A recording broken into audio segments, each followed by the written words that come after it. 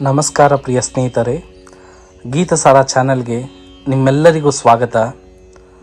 ನಾವು ಪ್ರತಿದಿನ ಒಂದೊಂದು ಶ್ಲೋಕವನ್ನು ಜೀವನಕ್ಕೆ ಹೇಗೆ ಅರ್ಥ ಮಾಡಿಕೊಳ್ಳಬೇಕು ಎಂಬುದನ್ನು ಸರಳವಾಗಿ ತಿಳಿದುಕೊಳ್ಳುತ್ತಿದ್ದೇವೆ. ಇಂದಿನ ಶ್ಲೋಕದಲ್ಲಿ ಅರ್ಜುನನ ದುಃಖದ ಸ್ಥಿತಿಯನ್ನು ನೋಡಿದ್ದೆವು. ಇಂದು 2ನೇ ಅಧ್ಯಾಯದ 2ನೇ ಶ್ಲೋಕದಲ್ಲಿ ಶ್ರೀ ಕೃಷ್ಣನು ಅರ್ಜುನನಿಗೆ ಮೊದಲ ಮಾತನ್ನು ಹೇಳುತ್ತಾನೆ. ಇದು ಗೀತೆಯ ಉಪದೇಶದ ಮೊದಲ ಧ್ವನಿ. ಶಾಂತವಾಗಿ ಕೇಳೋಣ. ಶ್ರೀ ಭಗವಾನುವಾಚ ಕುತಸ್ತ್ವ ಕಶ್ಮಲಮಿದಂ ವಿಷಮೇ ಸಮುಪಸ್ಥಿತಂ ಅನಾರ್ಜಷ್ಟಂ ಅಸ್ವರ್ಗ್ಯಂ ಅಕೀರ್ತಿಕರಮರ್ಜುನ. ಶ್ಲೋಕದ ಸಂದರ್ಭ ವಿವರಣೆ. ಅರ್ಜುನನು ಯುದ್ಧ ಭೂಮಿಯಲ್ಲಿ ಸಂಪೂರ್ಣವಾಗಿ ಕುಸಿದು ಬಿದ್ದಿದ್ದಾನೆ. ಶಸ್ತ್ರ ಬಿಟ್ಟು ಯುದ್ಧ ಮಾಡಲಾರೆ ಎಂದು ಹೇಳಿದ್ದಾನೆ. ಅಂತಹ ಸಂದರ್ಭದಲ್ಲಿ ಶ್ರೀ ಕೃಷ್ಣನು ಕರುಣೆಯೊಂದಿಗೆ ಆದರೆ ಸ್ಪಷ್ಟವಾಗಿ ಮಾತನಾಡುತ್ತಾನೆ. ಇದು ಗದರಿಕೆ ಅಲ್ಲ, ಇದು ಎಚ್ಚರಿಕೆ, ಇದು ಜ್ಞಾನಕ್ಕೆ ದಾರಿ ತೋರಿಸುವ ಮಾತು.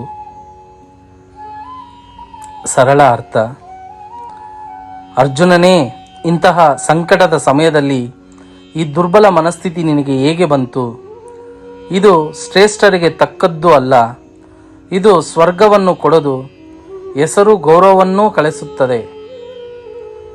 ಆಂತರಿಕ ಅರ್ಥ ಮತ್ತು ಜೀವನದ ಪಾಠ. ಇದು ಗೀತೆಯ ಮೊದಲ ಉಪದೇಶ. ದುಃಖದಲ್ಲಿ ಮುಳುಗುವುದು ಧರ್ಮವಲ್ಲ. ಶ್ರೀಕೃಷ್ಣನು ಹೇಳುತ್ತಿರುವುದು, ಸಮಸ್ಯೆ ಬಂದಾಗ ಧೈರ್ಯ ಕಳೆದುಕೊಳ್ಳುವುದು ಶ್ರೇಷ್ಠನ ಲಕ್ಷಣವಲ್ಲ. ಕರುಣೆ ಇದ್ದರೂ ಸ್ಪಷ್ಟತೆ ಇದೆ. ಕೃಷ್ಣನು ಅರ್ಜುನನನ್ನು ಮುದ್ದಾಗಿ ಮಾತನಾಡುತ್ತಾನೆ, ಆದರೆ ಸತ್ಯವನ್ನು ಮರೆಮಾಡುವುದಿಲ್ಲ. ಜೀವನದಲ್ಲಿ ಒಬ್ಬ ನಿಜವಾದ ಗುರು ತಮ್ಮ ತಪ್ಪನ್ನು ಪ್ರೀತಿಯಿಂದ ತೋರಿಸುತ್ತಾನೆ. ಭಯದಿಂದ ತೆಗೆದುಕೊಳ್ಳುವ ನಿರ್ಧಾರ ತಪ್ಪು. ಅರ್ಜುನನ ನಿರ್ಧಾರ ಭಯದಿಂದ ಬಂದಿದೆ. ಆ ಭಯ ಅವನನ್ನು ಧರ್ಮದಿಂದ ದೂರ ಮಾಡುತ್ತಿದೆ. ಇದೇ ನಮ್ಮ ಜೀವನದಲ್ಲೂ ಆಗುತ್ತದೆ. ನಮ್ಮ ಜೀವನಕ್ಕೆ ಅನ್ವಯ. ಸಮಸ್ಯೆ ಬಂದಾಗ ತಕ್ಷಣ ಹಿಂಜರಿಯಬೇಡಿ. ಭಾವನೆಗಳ ಮೇಲೆ ನಿರ್ಧಾರ ಮಾಡಬೇಡಿ. ನಿಮ್ಮ ಮೌಲ್ಯಗಳನ್ನು ನೆನಪಿಸಿಕೊಳ್ಳಿ. ಕೃಷ್ಣನ ಪ್ರಶ್ನೆ ನಮ್ಮೆಲ್ಲರಿಗೂ, ಈ ದುರ್ಬಲತೆ ನಿನಗೆ ಹೇಗೆ ಬಂತು? ಈ ಪ್ರಶ್ನೆ ನಮ್ಮನ್ನು ಎಚ್ಚರಗೊಳಿಸುತ್ತದೆ. ಅಂತಿಮ ಸಂದೇಶ. ಪ್ರಿಯ ಸ್ನೇಹಿತರೆ, ಈ ಶ್ಲೋಕ ನಮಗೆ ಹೇಳುವುದು, ದುರ್ಬಲತೆಯನ್ನು ಸಮರ್ಥಿಸಿಕೊಳ್ಳಬೇಡಿ, ಅದನ್ನು ಜಯಿಸಬೇಕು.